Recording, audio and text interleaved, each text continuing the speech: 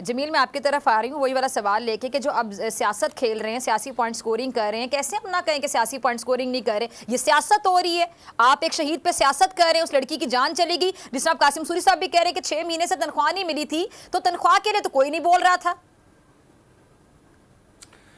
फिजा, जो लोग हुब्बुल वतनी पर पॉइंट स्कोरिंग करना नहीं छोड़ते, वो एक खातून के जाबाक होने पर पॉइंट स्कोरिंग कैसे छोड़ सकते? आप सोचिए कि कमाल किया गया वहां पर जो डिप्लोमेट्स और पॉलिटिशियंस हैं नवाज शरीफ साहब के लिए, और हमने देखा है कि जब जब पाकिस्तान के अंदर कोई टर्मोइल की कैफियत हुई है, इंडियन मीडिया ने हमेशा नवाज शरीफ साहब का साथ दिया है। तो सबसे पहली बात यह है, मैं 2 दिन पहले इंडियन मीडिया के ऊपर था और मैंने उनको ठीक ठाक स्लैपिंग रिस्पांस दिया कि हमारा ये दाखिली मसला है, हमारा ये इंटरनल मैटर है।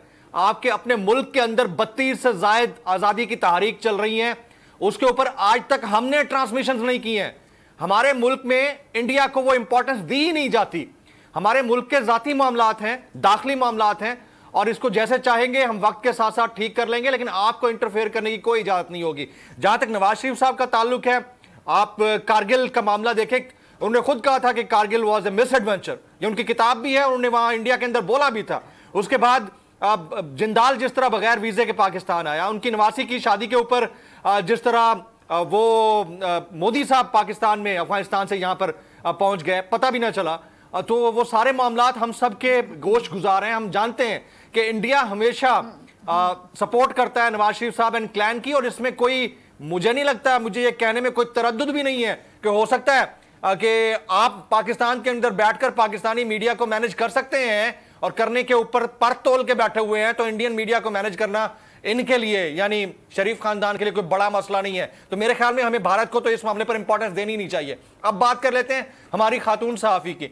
मैं बड़ा डिटेल में इसके ऊपर बात करूंगा। सदफ नईम को मैं बड़ा क्लोजली जानता हूं, वो शोबिज रिपोर्टर थी, she was not a political correspondent के वो इस तरह के जलसे या धरने का उसकी कवरेज करती। अब उस बेचारी का सबसे बड़ा अलमिया यह था कि उस चैनल के अंदर उनको 6-6, 8-8 महीने तनख्वाह नहीं मिलती, और तनख्वाह भी कितनी, इतनी के एक कैमरामैन भी उससे ज्यादा एक अच्छे चैनल में ले रहा होता है। मुझे पता चला कि तो कुछ सारी सूरत हाल के अंदर उनको रोजी रोटी के लिए भागना पड़ता है, तगोदौ करनी पड़ती है, और उसमें भी अगर एक वाकया पेश आ जाता है, हादसा होता है। ये वो मुल्क है जहां पर एक होने वाले कीनिया के अंदर बहीमाना कत्ल को कत्ल नहीं माना जाता, उसके 10 एंगल्स निकालने की कोशिश की जाती है। इंक्वायरी कमीशन आप बिठा देंगे, क्या कर लेंगे वो लोग जो सानिया मॉडल टाउन में 14 लाशें गिरने के बाद पाबंदे सलासल नहीं हो सके, वो कीनिया के अंदर इस कत्ल की कोई वीडियो तक नहीं है, उसके ऊपर आपको इंसाफ दे देंगे। हमारी मत मारी जानी चाहिए। मुझे नहीं लगता इसके ऊपर कोई हमें वाकयातन ऐसा कोई इंसाफ का पहलू मिले जिसके ऊपर हमें सोचना चाहिए। लेकिन जहां पर नहीं बोलना चाहिए था, आपने उस वाले केस को, यानी हादसे को बाकायदा रंग दे दिया, इमरान खान के साथ जोड़कर ये कि खान साहब इसके ऊपर सियासत कर रहे हैं। हालांकि वो बंदा नीचे उतरा है, वो चीखते चिल्लाते रहे कि इनको एम्बुलेंस में डालें। आज उनके घर गए, 50 लाख का अनाउंसमेंट इन्होंने किया। शहबाज शरीफ साहब ने कभी नाम नहीं सुना होगा उस बंदी का, उनकी शक्ल नहीं देखी होगी, और उसके लिए ट्वीट दाग दिया।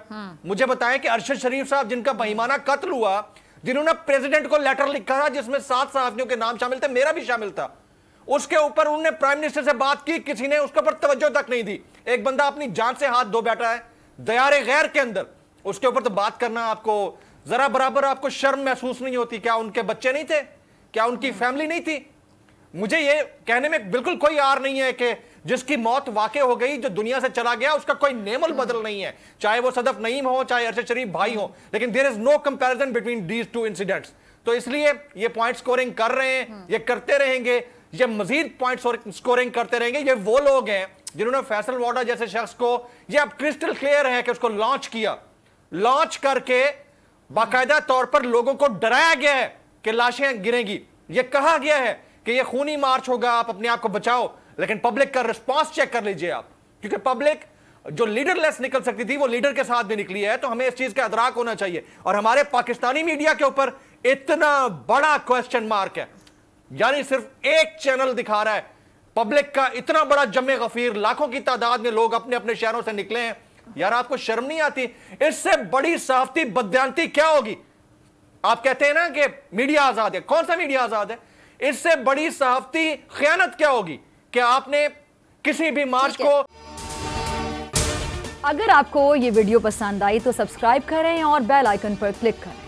पीटीआई का हकीकी आज़ादी मार्च सिर्फ बोल दिखा रहा है। 24 घंटे हकीकी आज़ादी मार्च, सबसे ज्यादा रील्स और सबसे ज्यादा रेटिंग्स के साथ बोल रहा नंबर 1। सब्सक्राइब करें और बेल दबाएं ताकि कोई खबर रह न जाए।